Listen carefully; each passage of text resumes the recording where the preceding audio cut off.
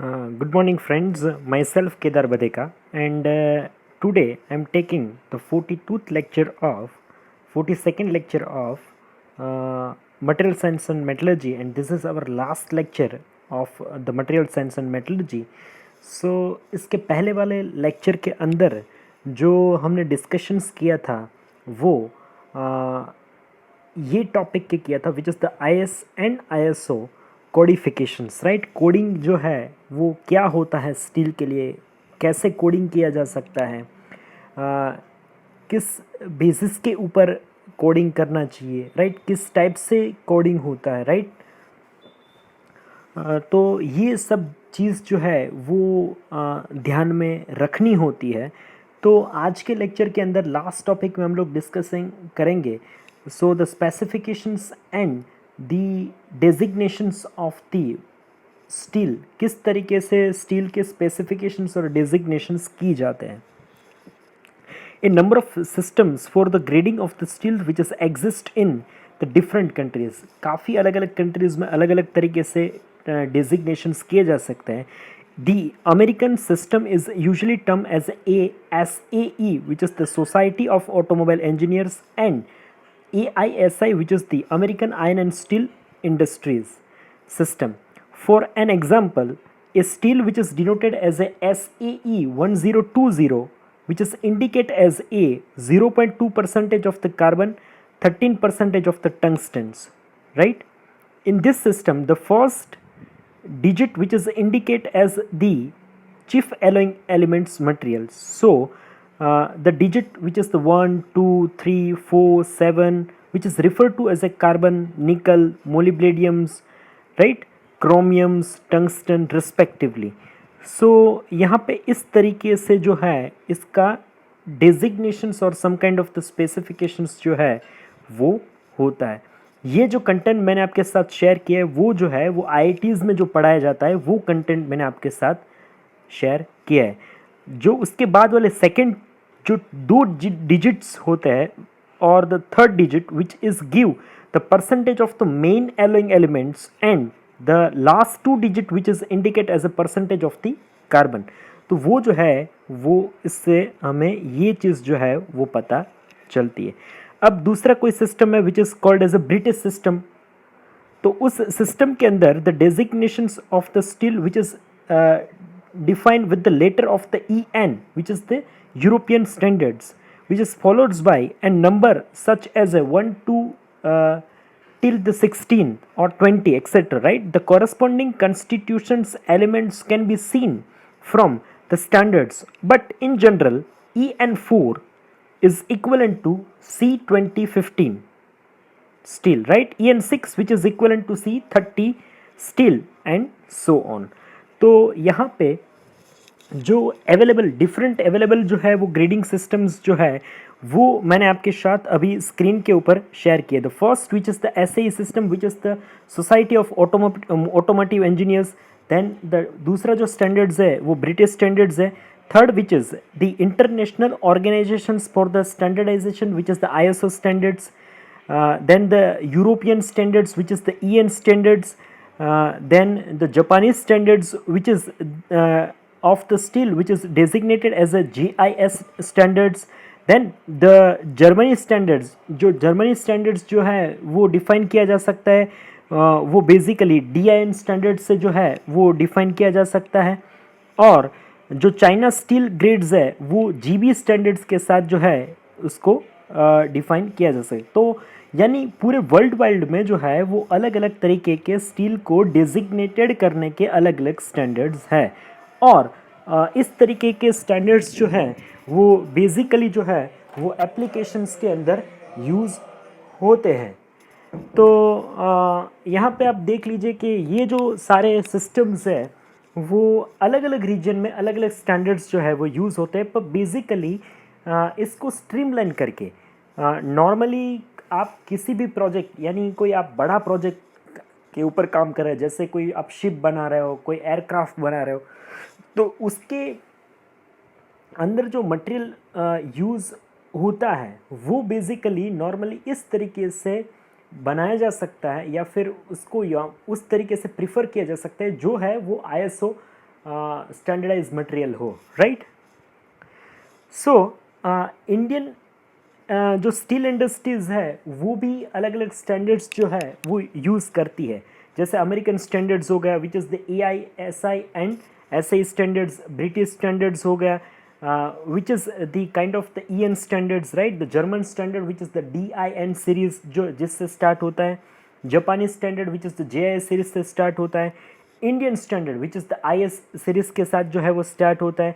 Indian railway standards जो सिर्फ railway applications के लिए ही जो स्टील्स यूज़ होते हैं वो उस एप्लीकेशंस के लिए ही डेवलप्ड किए जा सकते हैं, तो उसका भी एक अलग स्टैंडर्ड्स है, तो which is the RDSO standards, French standards है। और the state road transport standard which is the ASTRU standards. तो इस तरीके के जो इंडियन इंडस्ट्रीज़ है वो काफ़ी अलग अलग जो है वो स्टैंडर्डाइज स्टील जो है उसका यूज़ जो है वो करती है। अब मैं आपके साथ कुछ एग्जांपल्स जो है वो शेयर करने की कोशिश कर रहा हूँ। तो आपके साथ एक एग्जांपल है which is the EN standard, BSEN standard which is the British standard. यहाँ पे इस स्टैंडर्ड के अंदर जो एक आपके पास एक स्टैंडर्ड डेजिग्नेशंस, यानी ये जो है वो एक तरीके का अल्फ़ा न्यूमेरिकल्स है, इसमें अल्फ़ाबेट भी है न्यूमेरिकल भी है। BSEN 179 jam 1992। तो ये स्टैंडर्ड जो है वो स्पेसिफिकली जो है वो किसके ऊपर डिफाइन किया गया है, तो यहाँ पे स्टील जो है उसको डेजिग्नेशन किया गया है उसकी फिजिकल प्रॉपर्टीज़ के अंदर। तो उसमें दो चीज़ को देखा गया, एक तो कि उसके shape dimensions and third second which is the appearance of that surface condition. उसके हिसाब से यहाँ पे स्टील का डेजिग्नेशंस जो है वो इस स्टैंडर्ड्स के अंदर BS स्टैंडर्ड्स के अंदर किया गया है। तो ये एक टाइप का स्टील है विच इज़ द BSEN 127-1 1992। तो ये इस स्टील के अंदर दोनों चीज़ों को कवर किया गया, अल्फ़ाबेट्स भी है और न्यूमेरिकल्स भी है।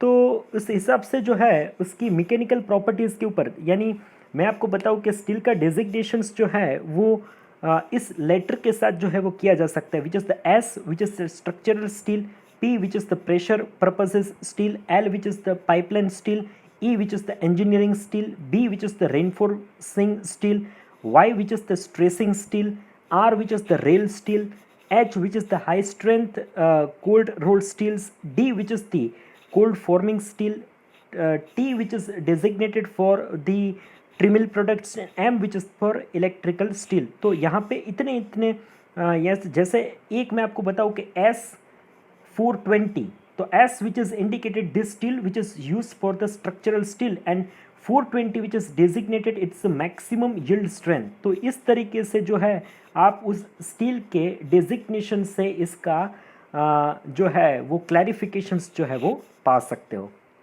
देन अलग एक जो क्लासिफिकेशंस होता है BS स्टैंडर्ड्स के अंदर which is based on the chemical composition. तो जैसे हो गया कि केमिकल कंपोजिशन के अंदर सपोज आपके पास जो है वो अकॉर्डिंग टू AISI यानी American iron and steel institute के हिसाब से आपके पास अगर कोई स्टील है तो वो बेसिक टाइप का कार्बन स्टील होगा और उसके अंदर माइनर परसेंटेज जो है वो एलोइंग एलिमेंट के होने चाहिए। बेसिक कंस्टिट्यूशंस जो है वो कार्बन होना चाहिए और अगर आप मैक्सिमम किस हद तक जो है उसमें एलोइंग एलिमेंट यूज़ कर सकते हैं तो कि 1.65% तक manganese, 0.6% of silicon and 0.6% of the copper. अब उसके हिसाब से जो है इसका डेजिग्नेशंस किया जा सकता है। जैसे एक मैं आपको पास एग्जांपल बताऊं कि chemical composition which is the C56, यानी C जो है वो बेसिक आपका कार्बन कंटेंट जो है वो दिखाता है और 56 विच is the weighting percentage of the carbon, right. इसमें 56% तक जो है उसमें मैक्सिमम कार्बन है, other which is the alloying elements. तो ये केमिकल कंपोजिशंस के ऊपर हो गया। Then the BSEN 127-2 1992, this system which is give the steel which is the number of the grades and जो पहला नंबर जो है वो basically denoted as a steel and the followed point which is we can extends to the designated to the 4 decimals of the that steel, where the first 2 number or the 2 digit which is represent as a steel type and which is the YY and XX 2 number which is designated or represent as something anything। तो यहाँ पे carbon steel के लिए आपके पास एक example है। तो जैसे कार्बन स्टील का एक एग्जांपल हो गया कि फर्स्ट 2 डिजिट जो है मेरे वाई वाई वाले which is the designated as a some kind of the किस तरीके का स्टील है which is the base steel, right, and the other 2 digit which is not dignifying anything. फिर आपके पास हो गया 1.01xx which is the quality steel और द जनरल स्ट्रक्चरल स्टील। दूसरे जो एक्सेस होते हैं वो जो है वो कुछ स्पेसिफिकली उसका एलोब्रेशंस यहाँ पे नहीं किया जा सकता है। देन अलग एक और स्टैंडर्ड्स को हम लोग कोशिश करते हैं कि S A E designations, S A E that means what, कि society of automotive engineers, right, ये एक तरीके का स्टील को डेजिग्नेशंस करने का स्टैंडर्ड्स है जिसके अंदर स्टील और एलॉय स्टील को डेजिग्नेशंस किया जा सकता है। अब इसके अंदर बेसिकली इसके डेजिग्नेशंस के अंदर स्टील जो है वो 4 डिजिट के साथ डेजिग्नेशन किया जा सकता है, where the first digit which is designated as a main alloying element. So 1, अगर आपके पास मैं एक एग्जांपल बताऊँ कि SEE 1020, तो 1 जो है वो क्या स्पेसिफाई कर रहा है, which is the carbon steel. Second which is designate as a nickel steel. Third which is designated as a nickel chromium steel. Fourth which is designated as a molybdenum steel. Fifth, which is designated as a chromium steel. Sixth, which is designated as a chromium vanadium steel. 7, which is designated as a tungsten steel. 8, which is designated as a nickel chromium vanadium steel. 9, which is designated as a silicon manganese steel. तो यहाँ पे इस तरीके से जो है वो steel का डेजिग्नेशंस होता है। ऐसे ही designations of the carbon steels and its alloys के अंदर जो सपोज मैंने आपको एक एग्जांपल बताया कि यहाँ पे आपको एक एग्जांपल दिख रहा है which is the 1049 steel is a plain carbon steel with the 49% of the carbon, right, कि आगे का जो फर्स्ट डिजिट है वो उसका basic alloying element carbon steel बताएगा, first which is the carbon steel, right, plain carbon steel. पीछे के दो जो डिजिट है तो परसेंटेज ऑफ द कार्बन जो है वो बेसिकली आपको दिखाते हैं। So the tool and machine manufacturing wear blades जो है वो एक तरीके से यहाँ पे उसका एग्जांपल्स जो है वो आपको दिखाया गया है। सो स्टेनलेस स्टील में भी कुछ ऐसे ही डेजिग्नेशंस होते हैं। तो स्टेनलेस स्टील के अंदर जो है बेसिकली 3 सीरीज होती है। द सीरीज 400, राइट, 400 जो है वो मार्टिनसिटिक सीरीज, तो उसका basically application fasteners and pump के शाफ्ट के अंदर होता है, जिसके एग्जांपल हो गए 410, 440 सीसी। देन दूसरा हो जाए कि 400 के अंदर ही फेरिटिक स्टील, तो उसके एग्जांपल है 405 और 436S, राइट। तो इसका बेसिकली एप्लीकेशंस जो होता है वो ऑटोमेटिव्स और एग्जॉस्ट सिस्टम्स के अंदर, कैटालिटिक कन्वर्टर्स के अंदर, रेडिएटर कैप्स के अंदर, चिमनी लाइनर्स के अंदर। फिर दूसरा हो गया तीसरा जो सीरीज़ है which is the 200 and 300 series of the austenitic steel, which is the example of that kind of the steel which is the 304 steel, which is used for manufacturing of the food equipments, chemical equipments, architecture applications, इसके लिए जो है वो use होता है। और इसमें suffix में जैसे 304S, 304L, 304C जो डेजिग्नेटेड किया जा सकता है, which is indicate the first which is the aesthetic, first digit which is A, which is designated with the aesthetic of that strain resistance, where the C which is designated as the hardest and which is used for the stainless steel tools and the springs. अब जो है एक और तरीके का designation system है which is the ESTM, American society for testing of material designations. तो यहाँ पे आपके पास एक स्टील है which is the ASTM A582/A582M-90B2000। तो वहाँ पे A जो है वो डेजिग्नेट्स करता है indicate which is the ferrous material, where 582 which is designate as a sequential number, where 582M which is indicate as a standard was written in the SI unit, 95B which is designated as a last year revisions, then 2000 which is indicate as a year of last approval, where उसका जो grade है 303SE which is for used for as per the society of automotive engineers जो notations है उसी हिसाब से इसका notifications किया गया है। Now the symbols in the European standards, और एक नया स्टैंडर्ड्स जो है यूरोपियंस के अंदर, तो प्रोसेस कोड के अंदर आप ए जो है वो किस लिए यूज़ होता है, तो कि जो EN स्टैंडर्ड है इसमें ए जो है वो यूज़ होता है एनालिड के लिए, QT यूज होता है क्वेंच और टेम्पर्ड स्टील के लिए, N which is the normalize steels, SR which is the stress relieve steel, C which is designated for the cold work steels and U which is designated for the untreated. ये जो सारे नाम आपको अगर process oriented है, आपने अगर heat treatment process पढ़ा है तो ये सारी चीज़ से आप वाकिफ है, right. Now the application symbols भी होते हैं, S which is the structural steel, P which is the pressures line steel और vessel steel, L which is the pipeline steel, E which is the engineering steel, B which is the reinforced steel, R which is the rail steel. These are the applications code. और last में जो एक standards है which is the GIS standards और the BS standards, Japanese standards और the British standards. जो Japanese standards है इसमें GIS X 0208-1997 where the X which is designated for that denotes as a area of applications of that materials. तो X will be और G for the ferrous alloys, वहाँ पे अगर G होगा तो वो फेरस एलॉय होगा, H होगा तो नॉन फेरस एलॉय होगा। The stainless steels are named according to EISI और conventional SUS 304 heat resistance alloy, STS और SHS number are use for the stainless steel castings. और इसी तरीके से एक BS स्टैंडर्ड्स है, तो BS स्टैंडर्ड के अंदर आप देख लीजिए कि BS फिर 4 डिजिट हो गए X के, फिर P और Y के 4 डिजिट।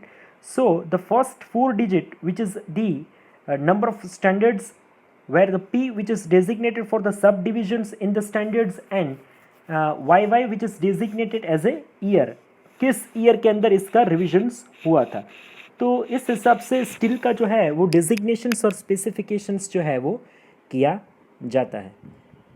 तो आज के लेक्चर के अंदर हमने स्टील के स्पेसिफिकेशंस और किस तरीके के अलग अलग स्टैंडर्ड से इसका डिजिग्नेशंस किया जा सकता है वो चीज़ पढ़ने की कोशिश की है, राइट।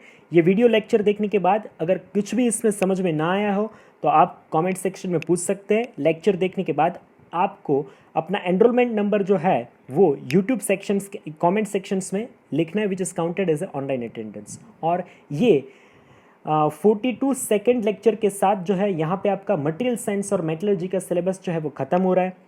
अगर किसी भी स्टूडेंट्स को कोई भी डिफ़िकल्टीज़ हो तो मुझे कभी भी पूछ सकता है। आप मुझे ग्रुप में भी कोई टॉपिक डिसाइड करके पूछ सकते हो, तो मैं उस टॉपिक के ऊपर अगर आपको डिफ़िकल्टीज़ आ रही है, समझने में कुछ परेशानी हो, तो मैं आपके वो लेक्चर जो है वो किसी ग्रुप के लिए भी मैं आपको वीडियो कॉल से भी या फिर गूगल मीट से भी आपकी रिक्वेस्ट पे यूट्यूब पे भी एक्स्ट्रा लेक्चर जो है उससे उस टॉपिक को मैं आपको कवर करने की कोशिश करूँगा।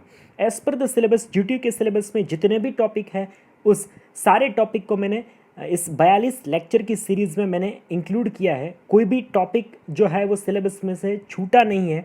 आप पॉसिबल हो तो ट्राई करिएगा कि हर एक वीडियो को दूसरी बार अगर देख सको तो आपको ज़्यादा क्लैरिटी के साथ ये सब्जेक्ट जो है वो ज़्यादा समझ में आएगा। फिर भी आप डिफ़िकल्टी के लिए फ्री है, आप कभी भी मुझे पूछ सकते हैं, व्हाट्सएप के थ्रू पूछ सकते हैं। हो सके तो ग्रुप में अगर किसी एक टॉपिक को सबको डिफ़िकल्टीज आ रही है तो ग्रुप में आप मुझे रिक्वेस्ट भेज सकते हैं, तो मैं आपको 1 या 2 दिन में रिप्लाई करके वो टाइम और डेट दे दूंगा। तो उस टाइम पे हम लोग एक्स्ट्रा लेक्चर्स और your doubt solving lecture we can arrange for you. So this is all about the today's lecture. Thank you so much for this watching this lecture. Be ready for examinations and be well prepared for your subject. Thank you.